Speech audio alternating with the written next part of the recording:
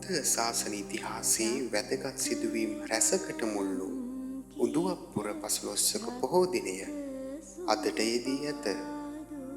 ලංකාදීපයේ භික්ෂුණී ශාසනය ආරම්භ කිරීම සිදුවීම සංඝමිත්තා රහත් මෙහෙණිය ප්‍රධාන මෙහෙණින් වහන්සේලා 11 නමක් ශ්‍රී මහා බෝධීන් වහන්සේගේ දක්ෂිණ ශාඛාවද රැගෙන දඹදිව සිට ලංකාදීපයට වැඩම කිරීම සිදුවීම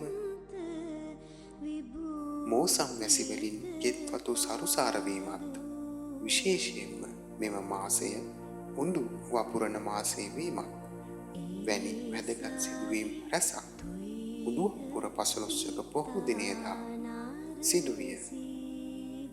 සියලු සත්වයෝ නිදුක් වෙත්වා, නිරෝගී වෙත්වා, සුවපත් වෙත්වා.